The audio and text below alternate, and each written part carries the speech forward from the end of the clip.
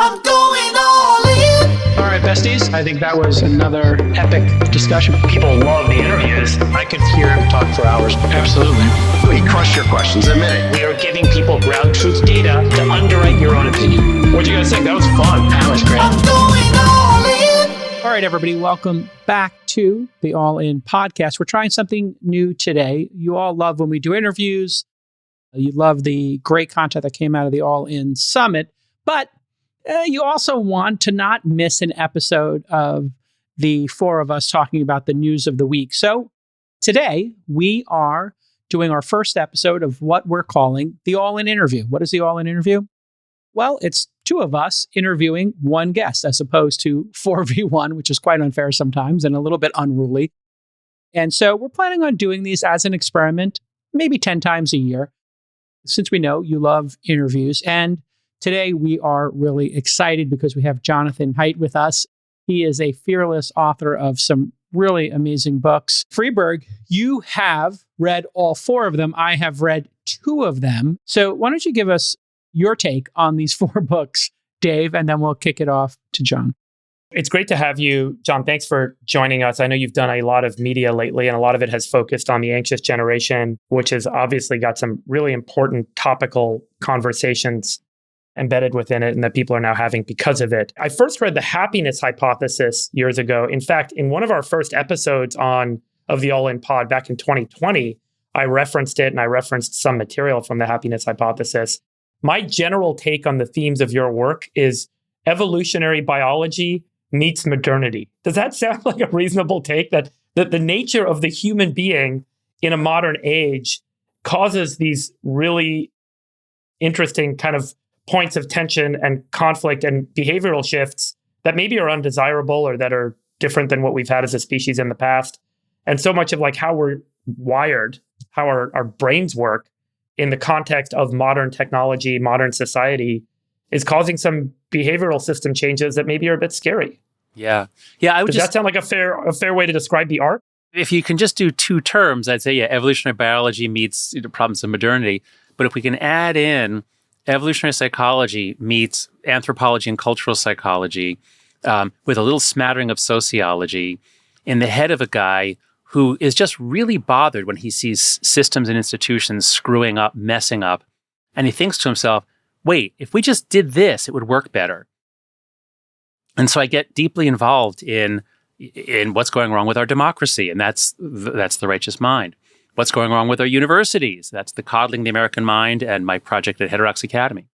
And now what's going wrong with family life and children and people born after 1995? So I would just put a few more terms in there, but yeah. So from an institutional perspective, fair enough. Yeah. I thought about this deeply, like outside of the context of your book, that, humans in the last kind of century and a half have had this kind of industrial production thrust upon us, then digital media thrust upon us, and then open markets and globalization thrust upon us, all of which give us kind of instant access to knowledge about the state of the world in a way that we've never had. Historically, humans maybe saw a family, maybe their village. There wasn't like mass communication, but with digital media, I can see the good life of someone on a private jet 1,000 miles away, and I can live stream their private jet experience. I can theoretically order a Louis Vuitton bag and have it arrive in a couple of hours, if only I had the means. That creates this kind of like tension. I can have any experience I want to because of the system of markets that have kind of put in place. And I think like historically it took generations for things like the Bible or the Quran or monarchical systems to kind of permeate and kind of make society believe a certain system. But now you can kind of pump the right message to someone and shift their brain and things change quite considerably. No, that's right. I mean, things change at different speeds. And of course, evolution works extremely slowly unless you are a plant biologist who has a company that is making it happen very quickly. But until very recently, our psychological evolution or the evolution of our minds happened at the level of tens of millennia. And then culture changes more slowly. And, really the origin of sociology is really in the huge changes in the 19th century wrought by the Industrial Revolution. And the first Industrial Revolution, yeah. I guess, sure. For you guys, it's the first industrial, that's right, yeah. A lot of people discard it. They don't pay as much attention to it. But yeah, because right, it's not that big compared to what's happening now. Right. And because often we can see changes on the surface, like, oh, people will now have more access to information. That's great. But a lot of the early sociologists, like Weber and Durkheim and Tönnies and all these German European guys, they could see that something very deep about the way we live together is changing in ways that we don't really understand. Mm-hmm. Mm-hmm. And one of my concerns, again, we'll talk a lot about this. I love technology. I love my phone. I love all the convenience. I'm not anti-tech, but one thing that I'm thinking a lot about is how you guys, whatever, the tech industry out in the West Coast, you do employ a bunch of social psychologists, like especially Meta, a few other companies, not necessarily for good, I think sometimes for manipulation, but you do employ some social psychologists. I've never heard of any company that employs a sociologist. And what I mean by that is the changes that are coming to us because of tech are so earth-shattering and so fast that they are changing the basic conditions of America's liberal democracy in ways that I think it may not survive. That is, all the assumptions made by the founding fathers about how we live together, how news travels, why passions affect the legislature, all those assumptions might now be rendered moot in ways that we do not understand and no one is studying.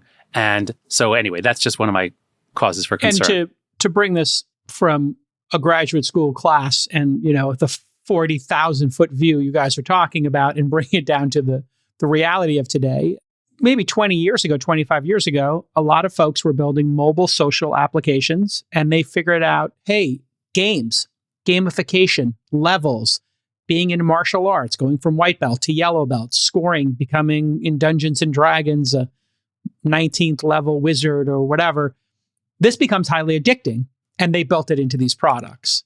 And then once they built it into the products, we then passed another Rubicon, which was, hey, let's just hand this to machine learning or AI and have them do the gamification without it being explicit. And that's really TikTok. So you had the gamification of Twitter and Facebook, which was likes, retweets, follower count, Instagram. And then now it's transitioned into something even more pernicious, which is some black box in TikTok knows this is going to maximize the dopamine hit. So this is kind of gone. This is an experiment that's gone awry. I think so. And just to build on that, there was a lot of research on television. Television came in relatively slowly compared to what's happening now.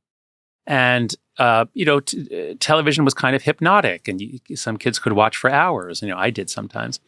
But just as like the move from heroin to fentanyl kills lots and lots of people because fentanyl is so incredibly concentrated, the move from television to algorithm-driven social media, where it's not just like mass marketed, we think this show, Nielsen ratings say this show is popular. It's we have AI targeting this at you, targeting feed at you. So what happens when you have a society in which kids are consuming media, they're playing sports, they're reading books, they're doing all sorts of things. What happens if the media consumption suddenly gets 100 times more attractive or addictive or short-term dopamine focused? And I think there are huge, broad societal implications that we don't understand, and I'm very concerned by them. And what you're speaking to is the velocity here, I think, as well, huh, Friedberg? And the targeting, the velocity and the targeting. Is just, I think your TV analogy is really interesting because we're both, I think we're all three of us Gen Xers here. I'm baby boomer by 2 years. I'm the end of the baby boom, 63. Got it. And I think Friedberg, you're the tail end of Gen X. We would certainly take in the Gen X draft. When you look at this, the TV analogy is so good because we did have a moment in time where TV got faster and was gamified. It was called MTV. And they were like, hey, let's make this a lot faster. You're right. Now you're just going to watch 3 minutes. It's called a music video. So we're taking your 30 minutes down to 3. And then in that video, the directors of music videos became the directors of movies and TV shows later. That's where they cut their teeth on little $50,000 projects. But because they had to do so many cuts in those projects to tell the story in 3 minutes or 4 minutes of a Michael Jackson video, that made its way into things like The Sopranos, which had a much greater density of characters, or Game of Thrones today. And then that's given way now to whatever the hell is going on TikTok to our brains. So I'm curious what you think that final jump, the TikTok jump, is doing to kids' brains. Yeah. I think this is the right way to look at things, to look at how the changes in technology, even if they seem to be gradual, they can have just really outsized effects. When I wrote, I turned in the manuscript for the book in last August of 2023. And I'd only taught this undergrad class on flourishing once. I taught it as a grad class for a long time, but I teach at NYU Stern. And in the fall, I taught it again after I turned in the book. And one thing I really learned from my students is that TikTok and then YouTube Shorts, so the ones copying it, Instagram Reels, they're uniquely horrible. And there are many reasons why they're horrible. And let's start with the contrast. So as a little experiment, I said to my class, how many of you watch Netflix every week? At least once a week. Almost every hand goes up. How many of you wish that Netflix was never invented? Nobody. No hands go up. Because stories are wonderful. Humans live in stories. We tell stories. We've always told stories. The stories on TV are so much better today than they were when I was a kid. I'm older than you guys, but I remember like I Dream of Jeannie and, The Brady Bunch. I mean, they were stupid shows. Very flat. Yeah, very flat. Yeah. Yeah. So stories are great. There's no problem with stories, no problem with Netflix. And then I say, how many of you use TikTok or one of those programs at least once a week? Not everybody, but the great majority of hands go up. How many of you wish that it was never invented? The great majority of hands go up. And what's happening and these are 19-year-old, they're smart kids. They're mostly sophomores at New York University, Stern School of Business. But these things aren't stories. A story is entertaining, but it doesn't give you a huge hit of dopamine. If it's really well told, it can be an aesthetic experience. You lose yourself, but it's not about the quick dopamine reward system. Whereas TikTok and that short form, it's really it's able to optimize for whatever gives you that little bit of dopamine in your reinforcement pathways. And because there's a behavior response loop, which you didn't have with television. With television, you could raise the volume, lower the volume, or change the channel. That's it. Those were your options. There was not like a feedback loop where the television is rewarding you for certain actions. Whereas what TikTok pioneered is, we don't care who you know. We only care what makes you pause, what makes you click, what makes you react. So TikTok is basically, if B.F. Skinner could come back to life, one of the founders of behaviorism, and observe TikTok, he'd say, this is brilliant. This is so brilliant. Yeah, variable rewards. Yeah, exactly. Variable reward schedule. Can you just hit on why, from an evolutionary biology perspective, we are wired this way? What is the wiring that's being tapped into here? So we have to go back before humans because the brains change very slowly.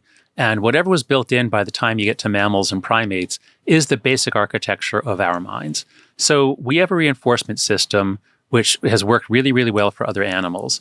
And it is when certain things happen, when there are signals that this is advancing your evolutionary project, which is survive, eat, have sex, leave offspring.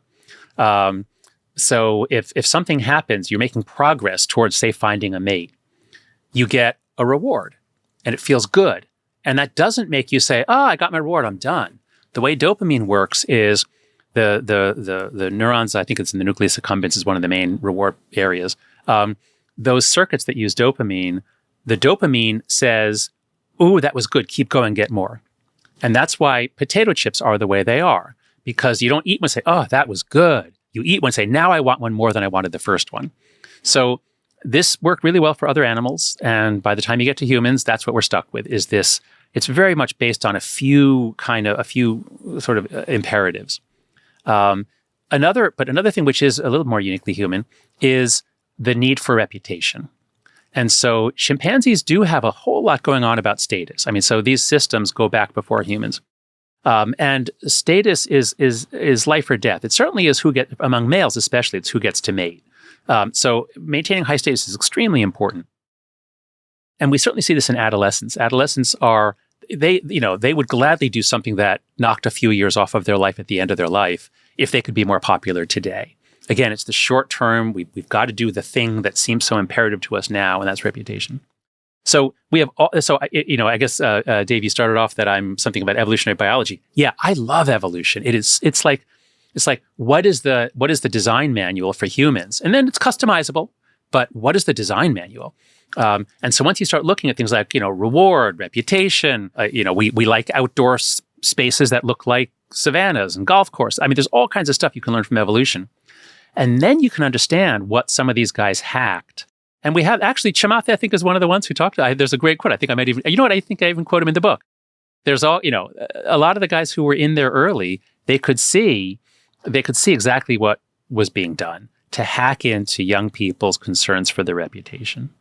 And the prolonged dopamine release. This is not good for your brain. It's one thing to find a right pair or a mate and have sex and like have this dopamine release. It's like, okay, yeah, let's find some more right pairs, eat a couple more till we're full. There's kind of a system that gets shut off naturally in nature. And with sex, like, okay, yeah, we've had this orgasmic release. We don't need to do it again for some period of time. And not to get too graphic here about pairs and right pairs. But, when you're doing TikTok, there is an addiction here that to your Skinner point, variable interval and its variable reward. Something could be the hawk to a girl and everybody in the world is like, oh my God, sex. And, she's spicy or whatever. But then there's another person on the other side of that and a society. So you have the dopamine, very primal thing happening. But then you also have this next layer you're talking about socially, which is now what happens to that girl? What happens to her family? Is she going to kill herself? Is she going to become a reality TV star? I don't know. I mean, we're in uncharted territory. No human in evolution did not anticipate 1 billion people, 1 million people understanding one person's or digesting one person's most candid, worst, embarrassing, or thrilling moment, did it? No, that's right. We evolved for small group interactions with a lot of gossip. And when so when kids are talking in small groups and someone says something stupid and others make fun of them, people laugh and then you move on.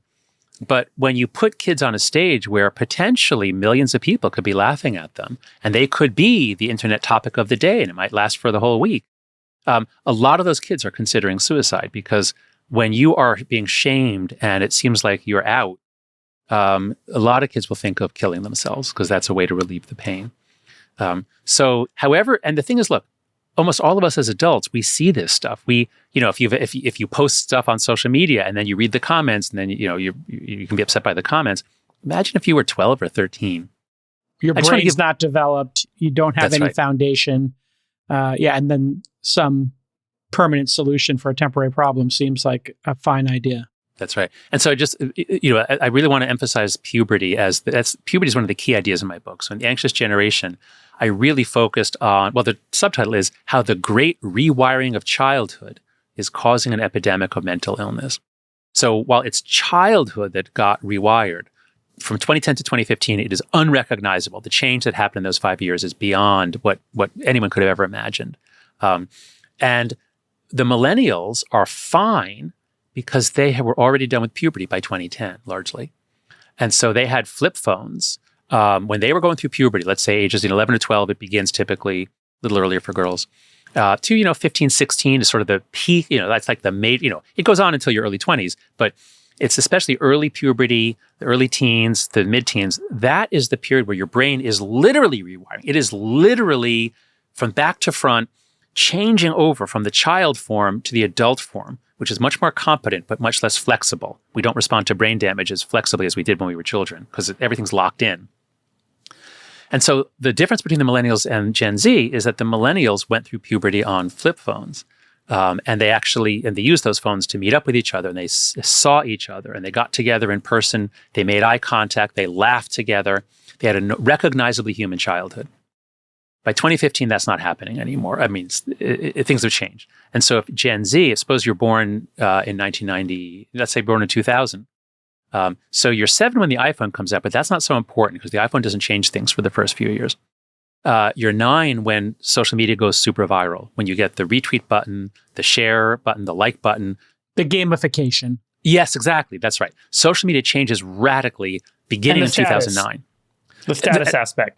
Well, that's right, because then it's not about me connecting with your page. It's now about the news feed and likes and what goes viral. I want to accumulate likes and views. And I think that, and I want to come back to this point about status that you made earlier because, and I want to kind of relate it to, human history as well, because it's really important to understand where that comes from. Where does status as a desire come from? But yeah, absolutely. Let me just finish up the narration of Gen Z, and we'll go right to that.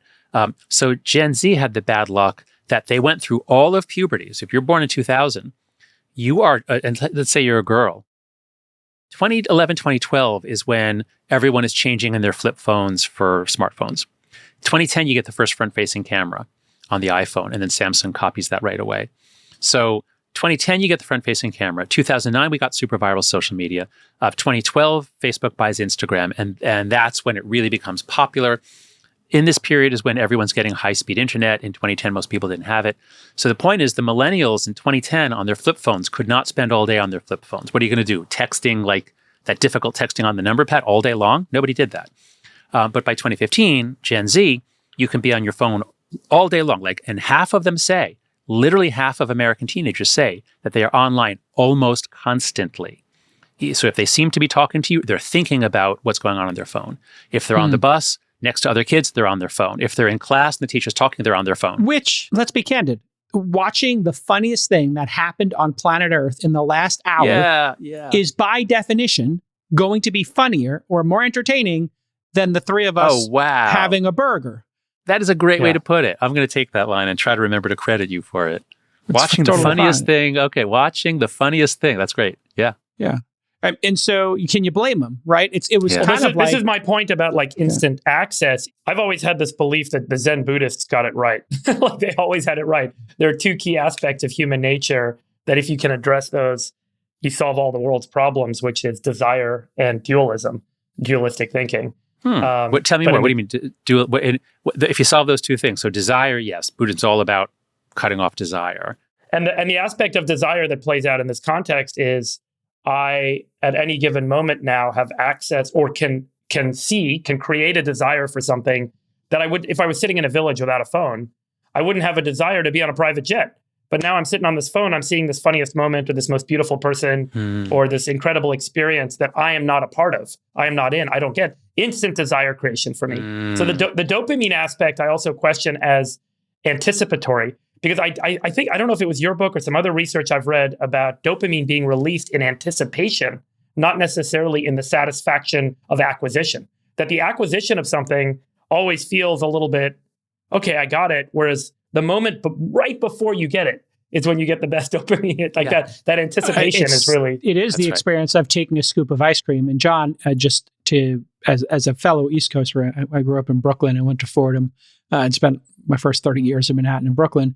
What you're experiencing here is also the two most important things to Silicon Valley people, private aviation, and then the next greatest height, owning a sports team. So this is our version of sex and ripe fruit. Private aviation and then owning the Knicks. The two things I'm working towards. We could sit here and talk about the dopamine release of this, but it is true that there is an end state to all of this. Private aviation and owning an NBA team, apparently. But I do think this point about, is status a point of desire, right? So I don't know that I want something until I see someone else with it. That becomes the notion of desire for me. And, absolutely. And that plays into I see someone with 1 million likes on their photo. I don't have 1 million likes on my photo. So I suddenly want that. That creates a new emptiness in my spirit that didn't exist before, or in my brain that didn't exist before, that then I'm on this constant circuit looking for, how do I do something that creates 1 million likes? Because that's something that others have that I don't have. Yeah, that's right. There's a great thinker who I know is talked about in Silicon Valley, René Girard, Frenchman who taught at Stanford. I read some of the chapters of one of his books, and I read some summaries of his work, and I think it's brilliant. And the key thing is this: we kind of naively assume that young people copy what they see other people doing, but that's not true. If my kid sees me doing something, they're not going to copy me. I mean, when they're 2, they do, but not older. If they see some other kid doing something, they're not necessarily going to copy that just because the kid is doing it. Girard's point is what we copy is what they want. So if we don't know what to want. I mean, yes, for hot, we want cool, but beyond that, we don't know what we want. And so we're incredibly attuned to what everyone else in our reference group is wanting. And that's always been the case. And of course, advertisers in the 19th century began to pick up on that. How do you make it seem like everybody wants this product? So advertising has always been about trying to really activate this René Girard mechanism that we're copying each other's wants. And that's where I think influencer culture represents the take it to its extreme conclusion, where I speak to young people, they come to ask me for advice on how to be successful. And some of them have not even thought about what they can do that would be of worth to anyone. All they're focused on is how to get more followers. Right. So, everybody wants likes and followers. So I want likes and followers. Well, in the world before this, you had to do something to get prestige. You had to have a skill. You had to play guitar. You had to be a rock singer, et cetera. And I think kids I give kids a lot of credit. I think they put it together pretty wisely. They watched Kim Kardashian during this period of time we're talking about release a sex tape or, whatever, participate in the releasing of a sex tape. I'm not sure exactly the details of it. Get a bunch of likes, get a bunch of followers, get a private jet, get a TV show. And to their point, this does actually make sense. It is a sequence of events that other people have now done. They're not wrong. There is a clear path. That's right. And that's a trap. That's a trap that leads to unhappiness. That's right. But there's always been this notion of celebrity and kind of, like this, the celebrity replaced the monarchy, replaced the church, whatever. Right. But nowadays with the influencer culture, the celebrity is accessible, meaning I have access to being in that state. So it creates this deep, dark hole for me. At least this is my read on it, that I'm not in that state, but I should be, I could be. Therefore, I have this deep emptiness because theoretically I could be that person. It's not like there's a caste system. It's not like there's a monarchy where your blood determines whether or not you get to be a king, or the church where the Lord determines whether you get to be in charge. In this case, someone got there, but I'm not there. So I get to see, and not only that, but my reference library historically was 4 to 6 sitcoms a week. Now my reference library is 4 to 6 TikTok videos a minute. Right. And, I'm just suddenly there's all these different things that I don't have and as statuses that I haven't accumulated. Should we talk about thoughtful proposals in your book, in the latest book, The Anxious Generation? I two things struck me as absolute no-brainers. And you are currently in a war with people trying to, I think maybe who got to these topics before you and maybe feel some ownership of them. And you've basically become, I don't know, the lightning rod for all of this discussion now. And people are coming to you as the expert. I get the sense some of these sociologists are a little upset that you've taken their shine. Putting it aside, because you do reference them and you give them a lot of credit in the book, the pouches at school and the phone lockers, maybe you could touch on that. And then what's the proper age for kids to get a phone? Those two things, to me, seem like the most pragmatic proposals in the book. Okay. So let me just set this up by sort of jumping ahead to the notion of collective action problems and the 4 norms that I suggest in the book to break out of collective action problems.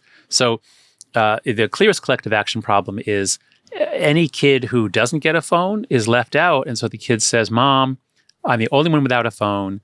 I'm in 5th grade. Everyone else has a phone. They're making fun of me. And this hurts us as parents." So we say, "Okay, I have an old phone here. We'll reactivate it for you." And so you can end up in a situation where everyone has a bad outcome, which is you get to the point where now, in 3rd and 4th grade, kids are all getting phones. And you sort of get there because everyone else is doing it. And Gen Z feels trapped on social media. I talk to my students, why are you spending so much time on TikTok and Instagram and 5 other platforms every day? You have no time to do anything of any use to anyone. And they say, well, I have to because I need to know what people are talking about. I don't want to be left out. So this whole thing is a set of collective action traps. That's how we got so deep into this. And so the solution is collective action. So in my book, I kind of assume that we might never get any real help from the federal government. That there is a chance that COSA, the Kids Online Safety Act, will pass. That is the one thing that really could pass. But I really wrote the book assuming there's not going to be a legislative solution to this. we have to do this ourselves and by changing norms. And so in the book, I propose, I've like 50 suggestions, 50 ideas for parents and teachers and schools. But I realized, wait, 4 of these are just really foundational things that we can do together, and they're really powerful. So in order, they are no smartphone before high school. We have to just clear this all out of middle school. Middle schoolers should not be having the internet in their pocket. Give them a flip phone, give them a phone watch, give them something else, but not a smartphone. No social media till 16. Social media is wildly inappropriate for minors. It's full of extreme sex, violence, men from all over the world reaching out to you because they want sex. I mean, it's insane that we have children talking with men all over the world. So no social media till 16. The third norm is phone-free schools.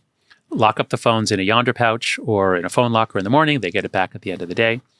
And the fourth norm is far more independence, free play, and responsibility in the real world, because until the 1990s, kids had a childhood. They were outside a lot. They had adventures. They learned to be self-governing, self-supervising. We took that away from them at the beginning of the 90s, totally gone by 2015. So our kids never get any fun or adventure. So all they have is their screens. So if we do those 4 things, we break out of these collective action problems, we restore childhood, we delay the full social media immersion until age 16 when they're, halfway or more than halfway through puberty. That's my basic proposal. So those are the 4 What's the norms. reaction been to this proposal? Amazing. Because it's not like Meta's gonna wake up someday and Zuckerberg's gonna have this epiphany that he's done more damage to children than the tobacco companies. I've got to imagine that the reaction has been amazing to anyone that's not gone through this problem as children, right? Like, have you talked to the Gen Z about the proposal? Yeah. Right? Oh my goodness! And I think yes, yeah. That's what's so exciting about this is that. So I propose these 4 norms. I have this analysis of what happened to Gen Z. I paint Gen Z as a generation that's been damaged, that's going to be less than they would have been. They're less ambitious, they're less successful, they're less happy, they're less competent. And I've given versions of this talk in middle schools, in high schools, in universities. And I always ask at the end of it, what do you think? Did I get your generation wrong? And I usually try, if I remember, I usually say, okay, question time. If you think I got something wrong, please raise your hand now. Or please be the first up to the microphone. And maybe one time someone said, I think you got this wrong. The other, thousands and thousands and thousands of times, they say, yep, that's basically right. Now, maybe some of them are too shy to speak up, but my point is, young kids like, 9, 10, they desperately want phone, TikTok, everything. But by the time they're in late high school or certainly college, the overwhelming view I find among Gen Z is, wow, did this mess us up? Not that I'm going to quit because I don't want to be alone, but man, did this mess us up. And that's why when you ask them, do you wish social media was never invented? Most of them say, yes, I wish it was never invented. So Gen Z, the Gen Z is incredibly supportive. If you go to the website for the book, anxiousgeneration.com, we have all kinds of activities for parents and teachers and Gen Z. We have writing on my Substack, afterbabble.com, by Gen Z. That's why this is so different from any previous tech panic, is that the kids themselves see the problem. What is the connection between themes and coddling of the American mind and the anxious generation and what we see on college campuses recently? So can you comment on the protests, the recent activities on campus, and maybe help us kind of understand, is there a difference or is this a continuation? Yeah, no, it's definitely a continuation. Yeah. So my previous book, The Coddling of the American Mind, began when my friend Greg... By the way, I gave a copy to everyone at our summit last year. So we gave away 1,800 copies of your Amazing. book. Okay. It was my pick, yeah. Yeah. So it began when Greg Lukianoff, who's the president of the Foundation for Individual Rights and Education, noticed that all of a sudden, around 2013, 2014, it was actually the students who were demanding protections from speech, from books, from speakers. Shut this down, ban this, stop this person from speaking. And he came to me and said, something's wrong. Something's really different about students today. It wasn't like this in 2012. Something's changed. And they are more fragile. They want more protection from words, books, speakers. They think speech is violence. And at the time, we thought that these were millennials, because that was the name for the young generation, millennials. And so we wrote an article on this in The Atlantic, like laying out what we think is happening. Something is teaching these students to think in these distorted ways that are like cognitive distortions. And then in 2015, so the article comes out August 2015. In October 2015 or November 2015, everything blows up, beginning at Yale, the Halloween costume protests, all sorts of things. universities undergo a kind of a cultural revolution, really a lot of similarities to the Chinese Cultural Revolution of pulling down everything high, pulling down everything old, a kind of a revolutionary young people's movement, shaming professors, spitting on professors, all that sort of stuff.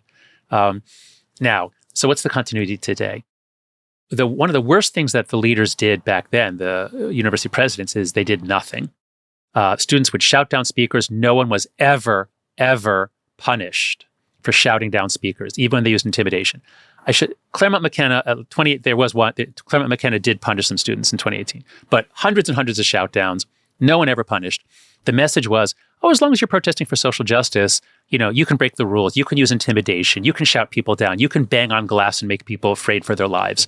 You can do those things because it's for a good cause, and besides, we're actually kind of afraid of you too. So that was the precedent that was set, and that, I believe, was the beginning of one of the greatest brand destructions in American history. Higher ed used to have one of the greatest brands in the world. Elite higher ed was the envy of the world. Now it's a laughingstock. It's Harvard is a punchline in jokes around the world, certainly in America. And so it's because there was fear, there was lack of leadership, and we permitted intimidation rather than persuasion. Universities must be about persuasion. You can never win an argument by saying, if you don't agree with me, I'm going to hurt you, I'm going to destroy you socially. We can't allow that. But we did. And so now along come the protests. So, of course, the October 7th, the massacre was horrific. The Israeli response has produced horrific suffering and death. Yes, it's normal and expectable that there would be debates on a college campus. And nobody that I know of is saying people shouldn't be protesting in favor of the Palestinians.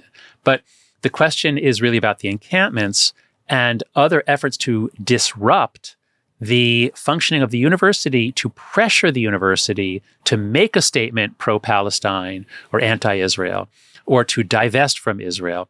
So this is the use of intimidation and disruption, which they allowed for 9 years before.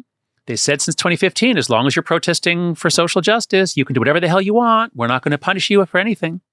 So now the sort of the intersectional social justice protests that are pro-Palestine and often anti-Israel and often shading into anti-Semitism, the presidents don't know what to say. And that was the spectacle we observed on December 5th in that House hearing room of the three presidents who could not explain why it was against their policies for people to call for death to the Jews. Like, they'd been so tied in a knot with their hypocrisy, they couldn't even explain it. So yeah, there's a very direct continuity. And in fairness, if the protesters were simply doing a sit-in, they've got a long history of people sitting in the 60s and 70s protesting different things. It's virtuous. It's this sort of tipping over into intimidation when 5 or 6 people surround a student or chase them into a library or bang on the doors. I mean, if you were to I always use my friend Sam Harris's, technique, which is just replace, go through each, person on the Victim Olympics and the identity politics bingo card, and just replace it. Okay, now white students are chasing black students are chasing Hispanic students are chasing Japanese students, lesbians are chasing hetero people, whatever it is. Pick from the bingo card. And then just see if this stands up. And if it had been black students being surrounded by white students, people would be like, what?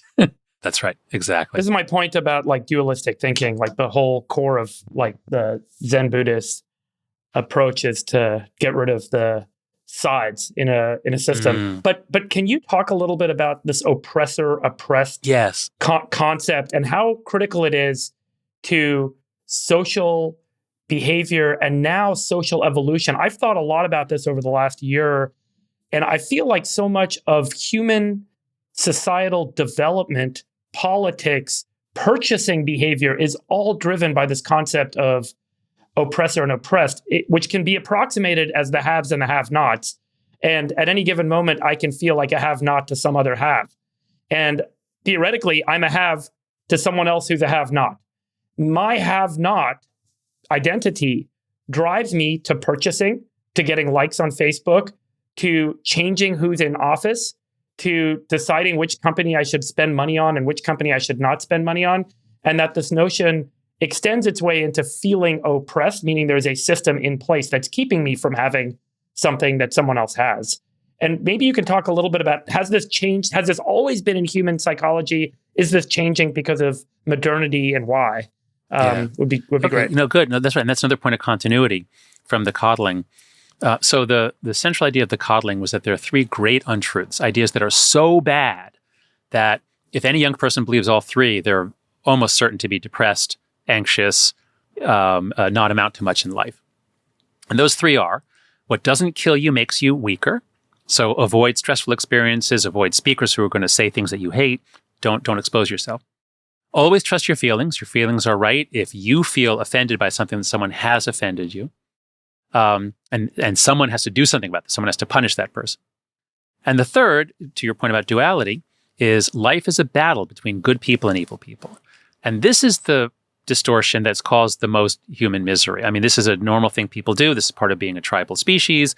We're very, very good at coming together to say our side has been hurt or cheated or defiled by their side. They're the evil ones. They're perfectly bad. We're perfectly good. So it's that third distortion is really the most pernicious from a societal level.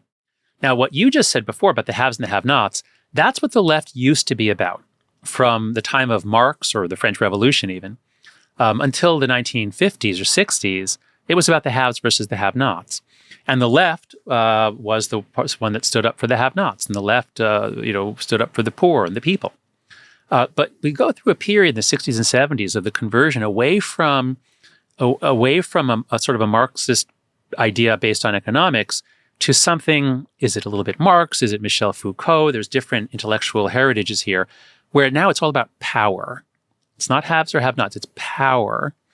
And power is such that whatever you look at in society, you will see that some people have power and privilege, and they use that to oppress the opposite. And this is what intersectionality is about. It starts with a perfectly legitimate point that there are multiple dimensions of identity, and to be a black woman is not just the sum of being black or being a woman. There are unique indignities that hit black women that you don't notice unless you are tuned into this. So intersectionality begins, Kimberly Crenshaw, with a very good insight, which I think is absolutely right. But the way it plays out on campus, what Greg and I argued in our book, is 18-year-olds coming onto campus, they're easily lured into this incredibly simplistic and exciting way of looking at the world, which is, I don't have to know anything about you. I can just look at you and I can say, oh, you're a man. Oh, you're a white man. Oh, that means that you're an oppressor. And I can feel virtuous to the extent that I am not that. And this puts a lot of pressure, especially on white kids, to try to develop some identity as a victim, and which is incredibly disempowering, and just not good for their development. And what we end up with is a movement that thinks in these binary terms, and this is what brings us to today, is, of course, Jews, I'm Jewish. We always thought that we were among history's victims, and certainly you can't understand the creation of the state of Israel without understanding what happened in the Holocaust. But because of the way intersectionality played out, because whiteness is so quintessentially evil, like whiteness is the thing that is ruining everything. Whiteness is so everything that's not whiteness unites together to fight whiteness. Now, most Jews, as I understand it, most Jews in Israel are actually Sephardic. They're not from Europe. But in America, Jews are coded as white. And therefore, if there's a conflict between the Jews and the Palestinians, then obviously one is the oppressor, one is the oppressed. Now, obviously, economically, Israel is wealthy, Israel is powerful. So it's not that there's no legitimacy to that view. Obviously, there's a huge power differential in Israel versus Gaza. But the mindset that says everything is about power is so narrowing, incorrect, boring, and offensive. I spent so many years trying to help the left using moral psychology so that they would stop losing elections. And I finally decided they're beyond hope. The right's beyond hope too. But, the left is losing Asians, it's losing black men, it's losing Hispanics in the time of Donald Trump. Why is this happening? A big piece of it seems to be this oppressor-victim mindset pushes policies that are so offensive to most people of every race that they're like, I've had it with the left. I don't like this. So sorry, that was a rant. That was more of a rant than an answer to your question, but I hope it was entertaining. No, it seems accurate. Do you think the pendulum is shifting? What do you see broadly socially right now? Are we still in this loop where we are creating oppressed kind of constructs, perpetuating policy, or are folks in the left saying it's gone too far, it's time to make a change?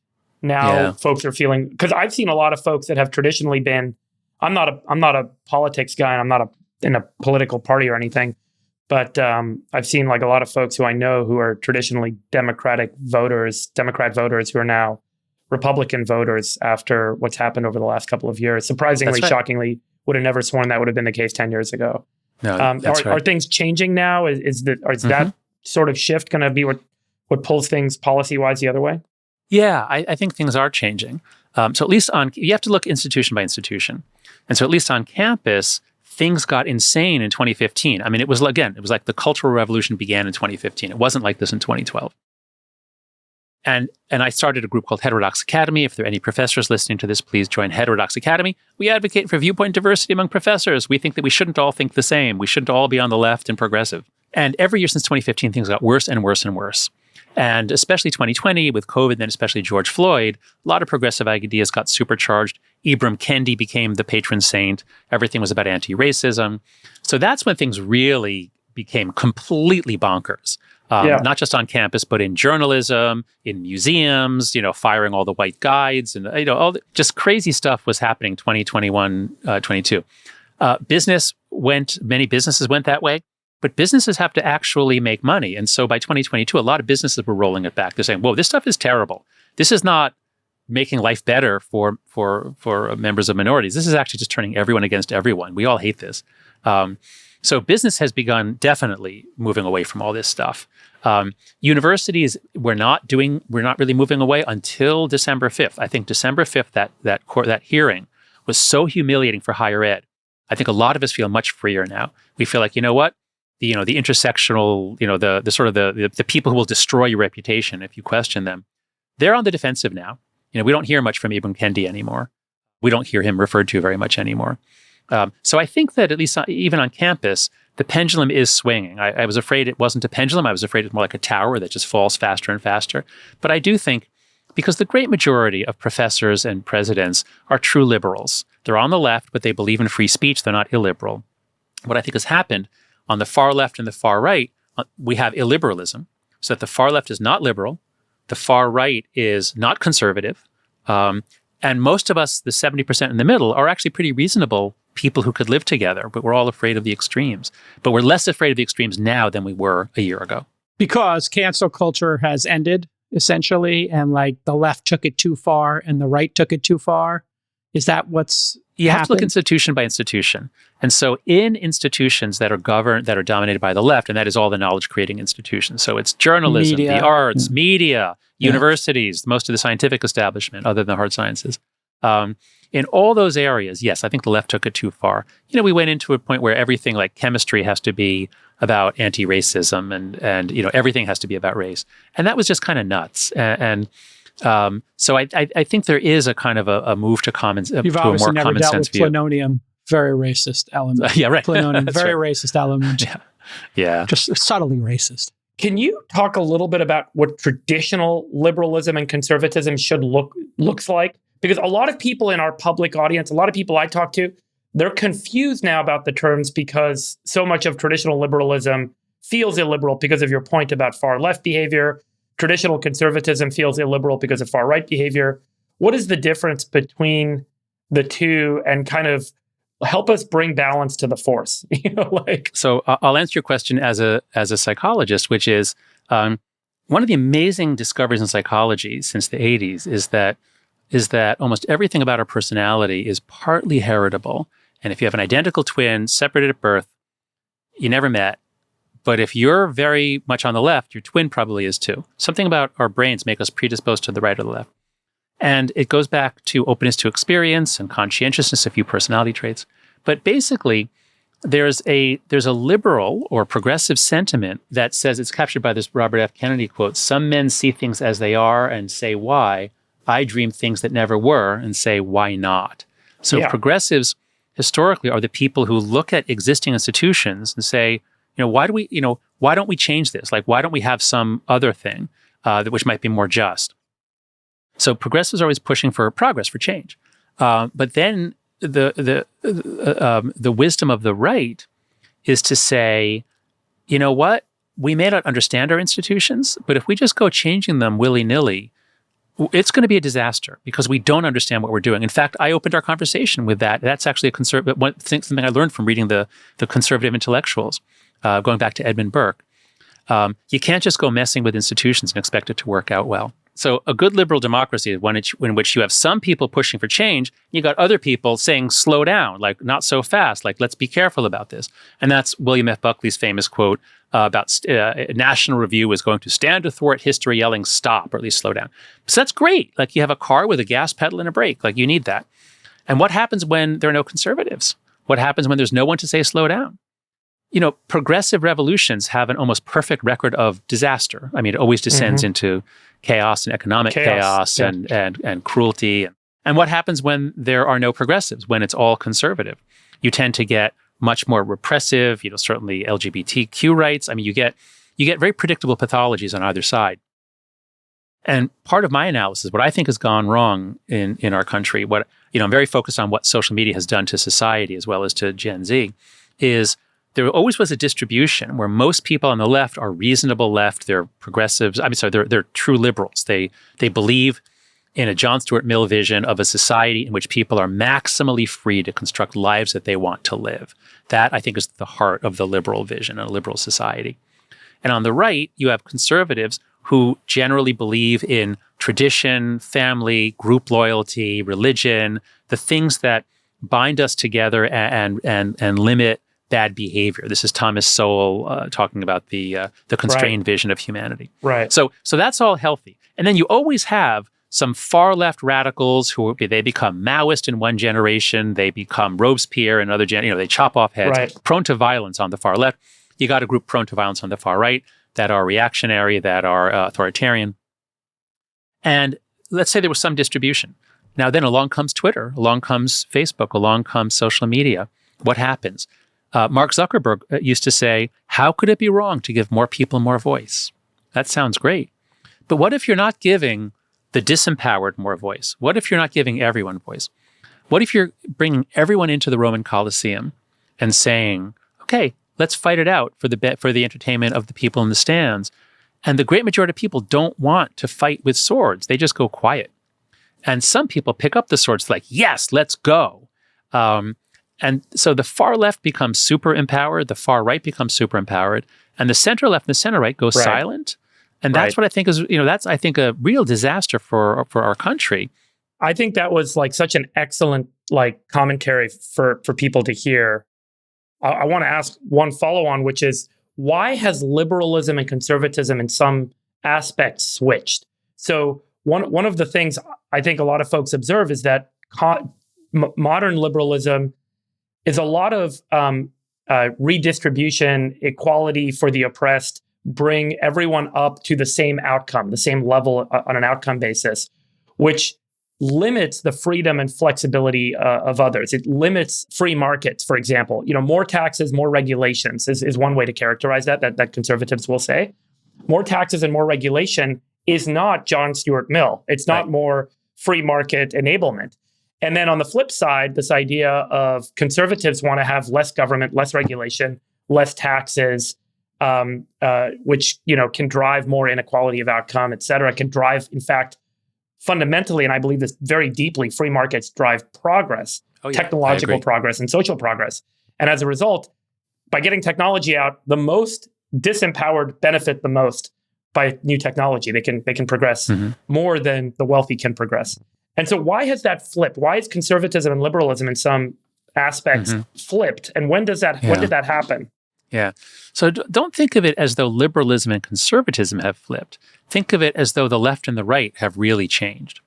One thing I learned from studying conservatism from the intellectual historian Jerry Mueller is that conservatism in every era is a reaction to the excesses of the left. I see. So if the left was the revolutionaries in the French Revolution, the right were monarchists. They wanted the restoration of the king. Right. If the left in America is about, pulling down the founding fathers because they were slave owners, The right is going to be, no, we're going to get extra patriotic. We're going to wear funny hats like the 18th century Americans. So you always have to understand the right as a reaction to what they perceive to be the excesses of the left. Now, a lot of what's happened is, as I said, the left is a political coalition that votes similarly in elections. Same with the right. It's made of a mixture of different kinds of people. There's a wonderful study from More in Common that talked about the 7 tribes or 7 groups of Americans. The progressive activists, which is the group on the furthest left, they were never liberal. In fact, they're really illiberal. They're not even about bringing up the bottom. They're much more focused on pulling down the top. That's a kind of that's like the ugly side of egalitarianism. So they're very focused on restraining rich people, pulling down privilege. They don't seem as concerned about bringing up poor people. So that's the far left. They're not liberal. But for a while, they were really dominant. Not in the Democratic Party. This is an important point. The Democratic Party has 2 wings. Which one usually wins? The liberal, the moderate wing, not the squad, So if you just look at the parties, the Democrats are a functioning center-left party with an outspoken progressive wing. That's great. That's viewpoint diversity. I love that. The right is different. If you just look at the party, you used to have all kinds of true conservatives, George H.W. Bush through Mitt Romney. They were true conservatives, very decent men. They believed in decency, family values. I have a lot of respect for traditional conservatives. But now it's the party of Donald Trump. And the Republican Party has gotten rid of nearly all its moderates. Now, the Democrats pulled some dirty tricks that actually wiped out a few of those moderates, which I think they really have a lot to answer for.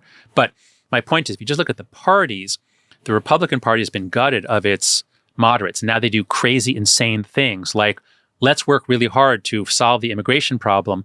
Oh, Donald Trump says, let's not do it. Okay, let's throw it out the window. Insane stuff that is really hurting the country. So I just want to make it clear. I talk a lot about universities where the villain is the left. There really is no right to speak of on university campuses. Yeah. But in Washington, I think the Republican Party is the party that's really gone farther off the reservation, or if one can still say that today. Whatever, that's gone. Can we do some quick lightning round questions on parenting? So my kids I got 3 daughters under 7. There's a conversation amongst the parents. When do you let the kids get phones? When do you let them get on social media? And some of the parents don't listen. So then you got a couple kids in the class that are on social media. They're on iPhones. It's 5th grade, 4th grade, whatever. And the kids that aren't are the have-nots. They're left out. They're not able to be on the text stream with the kids that are. So they're not cool. They're socially disengaged. They're angry at their parents. They're sad. How do you address that as a parent where you've got some of the kids in the class that are doing this, given the framing you provided earlier on the best rules? Yeah. So the answer is collective action. So for each kid feels left out. But what if so I assume you're in contact with the parents of your kids' friends, right? Because you got to drop them off, pick them up, you do all sorts of things. So what if you were to talk with the parents of a few of the friends who haven't given phones yet, and you say, hey, we don't want our kids to have a phone-based childhood. Do you agree with me on that? Should we work? If we work together, John Haidt says if we work together, we can actually give our kids a fun childhood. Are you in on that? And what that means is we're going to follow the 4 norms. We are not giving our child a smartphone until high school. Let's just commit to that. Now, we should be sending our kids out. In which case, like I bought my daughter a phone watch, a gizmo. It could call 3 numbers. That was it. Right. And that was enough for 2 or 3 years. That was all she needed. She could go out and do errands. She could go get bagels. She could go, bring food to my office across the park. So it's okay to give kids a way to contact you, but you just all agree, no smartphone. And you all agree, no social media until 16. And that even includes Snapchat, which is what the kids are using to communicate. But just lots of bad stuff happens on Snapchat. And it just makes them... But then if some of the parents don't agree, and then you've got this class system that forms amongst the social, groups of the kids, you got some kids that have this. You just hold the line. Right. Yeah. That's what I meant. Huh? Well, but yes, if you can, it's hard to hold the line on your own. It's much easier if you have 3 of you holding the line, but it's even better if it's not holding a line, it's offering a more positive vision of childhood. So you and the kid, so your kid and the other kids who your parents all agree, you make extra efforts to give your kids an exciting, fun childhood where they do exciting things together. The other kids can be home on their bed swiping all day long. Let them do that. They're going to end up basically anxious and never having really done anything to grow up. Whereas your kids are getting together for 4-way sleepovers, or you're taking them, bowling, and you just, well, to the extent that you're allowed to, you step back. Like you let them be self-governing. You give them money or give them an allowance, I suggest in the book. Be really clear about chores, allowance, and encourage them. Go ride your bicycles down and go get ice cream. Go get ice cream just before dinner for all I care. Be a little rebellious. Right. So if we've really taken almost all the fun out of childhood. There's very little adventure left in childhood. I've leaned into that. My kids love the fact that I told them my dad would kick us out of the house in the morning in the summer, and we could come back on when the streetlights came on. Yeah, that's the common rule. That's right. So tell me how you do it, because there's a lot of questions around it. How do you do it today? And then I just had them leave the house, and I told them I'm locking the doors for 3 hours. Go have fun outside. And then sometimes when we're in town, I'll have them walk around town. I'll give them the $20. I'll say, you're going to meet me at the Apple Store at this time. If you need to know the time, you can go ask them. But we're going to meet at the Apple Store in 2 hours. Have fun. Anything goes wrong, just go into any store and talk to an adult. Boom. Fantastic. And I'm just giving them those kind of like free range things. Yes, that's beautiful. And do they see this as punishment, or are they excited? No, they enjoy it. They love it. Of course they love it. Of course they love it. They ran around the house, found one of the doors open, and said, "You forgot to lock this one. Lock it." Great. And they said, what if we have to go to the bathroom or we need a drink of water? I said, there's the hose and there's a tree. Yeah, excellent. That's how we did it in Brooklyn. Yeah, get the hose. And that's why a tree grows in Brooklyn. They think it's hilarious. And they love it. Yeah. And then the other thing I do as a tip is if they want to do screen time, I tell them, great, come up with a creative project. And 1 hour of creative project, you can do 1 hour of TV or 1 hour of iPad or something. Mm-hmm. So I just do 1-for-1 with them. They have to earn it by doing something creative. And they're like, we don't know what to do. And I'm like, figure it out. And then boredom, I explain to them, equals creativity. You have to be bored, your mind clears, and then you come up with a great creative idea. Now they're writing movies, they're writing stories, they're making books, they're writing songs. Like they literally will complain. It's like you mentioned Skinner. When you extinguish a behavior, like an addiction to devices, the bad behavior spikes. They scream, they cry, and then boom, it drops down to zero. And you're fine. You just have to weather that like brief storm. It's the withdrawal. That's right. Because when you've had hyperstimulation of quick, easy dopamine, those systems downregulate, they react, they try to restore homeostasis. And now it takes more stimulation to get them to the normal level. Now you take away the video games, you take away the phones, and for Anna Lemke says it's 2 or 3 weeks to overcome withdrawal symptoms especially for more serious drugs. But in my experience, it's more like it's like a few days. It's the first 3 or 4 days are really bad, but by a week actually they're mostly over it. That's what you find. Like summer camp. So send your kids to summer camp, and never send your child to a camp that allows kids to keep phones on them. Never do that. That's a wasted opportunity for detox. This is what kids want, by the way. Kids want to have a childhood. They don't. You asked them. You polled the students, and they told you we don't want to be addicted to the stuff. That's like if you were to ask Philip Seymour Hoffman, you want to be addicted to heroin, or do you wish heroin was never existed? He'd be like, yeah, I'm dead. Of course, I wish heroin didn't exist. Yeah, that's right. This thing's ruined my life. Like that was a poll. They know they're on heroin. What'd you say, Friedberg? That was a poll. Like the whatever. I'm thinking about New York, and I used to work out in the same gym as in Chelsea Piers, and every time I see Philip Seymour Hoffman in like The Master or Along Came Polly, I just think this is what we're doing to our kids. Yeah. They get addicted to these things, and then fentanyl and like talented Mr. Ripley, wasn't he? Just so many great artists gone, and I think that's what's happening to these kids' brains. I think their brains are being melted, and all their creativity, their ability to learn an instrument, to interact with each other. We're stealing their childhoods and replacing them with Zuckerberg's payday. Yeah.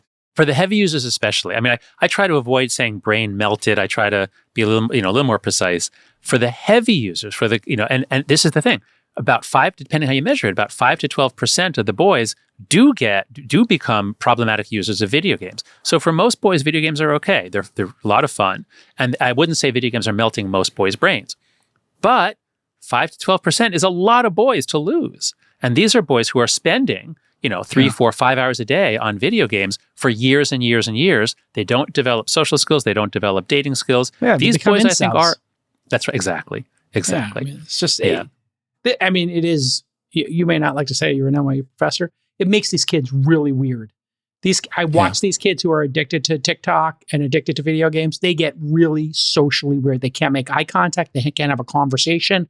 And then they become young adults. They don't know how to go on a date. They don't know how to talk to adults. I mean, they don't know how to work. Yeah. Tell me more about what you're seeing in Silicon Valley in the tech industry. Are you talking only about boys, or are you saying girls are this way? Girls aren't making eye contact. No, I think it's the boys mainly. The girls seem to be a That's what different I hear. subset of behaviors, That's which right. is like maybe more social pressure and more depression, more eating disorders, self-harm, all that collection, where maybe it's directed, in some way of harming yourself, Yeah, which that's is right. really Internalizing tragic. disorders. That's right. Internalizing disorders, yeah. Yeah. So and tell me how Gen Z employees are working out in general in your They don't. in your They're terrible. and that's what I You hear can't very hire them. widely. Yeah, you just hire people in Canada or the Philippines. And Well, Canada is almost as bad as America. Canada has problems too. They're very much like us. But I agree. Immigrants They who have a are from different work non-English speaking countries, Yes. that's right. They have a better work ethic. And I'm going to, what I'm hoping that we'll get to is because this problem is so wide, like this is what I work in a business school. I talk to a lot of people in business. I always ask them that question. I always hear the same thing. I've never heard anyone say, oh yeah, young people are so wonderful. People are having problems integrating Gen Z employees into their companies. They're fragile. The top 20% are fantastic. The majority do not have the wherewithal, the resiliency, the confidence, the communication skills to operate in a business environment. Period. Full stop. So what do you think about this? What about like, instead of like, don't hire American kids, saying, look for signs that this person can be a team player and work with other people. So especially go for anybody who's ex-military, anybody who was major team sports. Yeah, no, people do hire based on that. They always did in sales. Like the sales department, you wanted military people, Right. you wanted discipline because it's a numbers game. You have to just grind it out. But I do think like even for what people don't realize is when everybody went home for COVID, managers learned how to manage remote workers. Once they figured out I can manage a remote worker, dealing with somebody who has too much anxiety to come to work today or be in a meeting and told they did a job and like you need to buck up and do a better job, like people will quit on the spot. People will start crying. People will drop off the Zoom because there's too much anxiety to be told you did a bad job. Now you tell that to somebody who's working in India or South America or Portugal or Manila, hey, this is not the standard at which we operate. They're like, can you tell me how to do better? Let me go look online. I'll go find some way to do my job better. Thank you for letting me know that I could do better on my job. This generation can't handle even the modest amount of, I shouldn't say all of them, but a large percentage of them have so much anxiety, they cannot operate in the workplace. Okay, so that is similar to what I hear a lot from people who are hiring young people. But let me suggest one slight variation that you might try. Because a really good thing about Gen Z is that they're not in denial. All the things you say about them agree with what I say in the book. I think that's basically true. But what I'm finding in my teaching, what I find in general, is that if you approach them in the right way, and first of all, they have to understand the concept of anti-fragility. Very easy to explain. Chapter 1 of The Coddling the American Mind. If you go to thecoddling.com, I have chapter 1. We put it up there so that everybody can use it. Send it around to all your employees. It's what doesn't kill you actually makes you stronger. And you grow through adversity, and it's Stoic wisdom, and it's wisdom from around the world. So if you have that concept and you're talking about it, and then you say to your new Gen Z employees, okay, now we can do this in two ways. One is, since I really want you to be successful in this job, so I'm going to tell you everything I think you're doing wrong, and I'm going to try to make you better. That's option 1. Option 2 is I can be really sensitive about your feelings and really try to make everything gentle and try never to upset you. Which one do you want? And I guarantee you the great majority are going to pick option 1 because they do want to grow. They're not in denial. They're not defensive. They're not like, no, I'm not like that. No, like, so I especially would not, I'm not giving up on Gen Z, especially those who are still in their early 20s, because that's who I'm teaching at NYU, and they show incredible growth. Now, it's exciting because they're doing it together. I have a class of 35 students. We're doing it together. But if you have a cohort, if you're selective in your hiring and you try to avoid the ones who are most, showing the signs of the sort of the extreme activism and the extreme emotionality, if you have a group and you're explicit that you want them to get stronger, you want them to succeed, and that's why I'm going to give you some harsh feedback, I think actually they generally love it. I do think some number will rise to the occasion. I think it's really good advice. The other advice I'll just tell you what people do practically in the real Sure, world. please.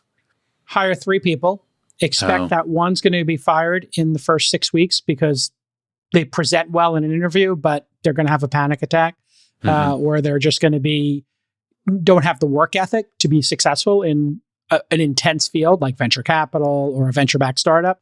So, and then one will leave because they're got rich parents and they don't need to have the stress of the job or whatever. And then whoever's left, that's the winner. And so that's how people are approaching this now, is hiring people on project basis. Let's see them do the work. Let's see if they can maintain the intensity.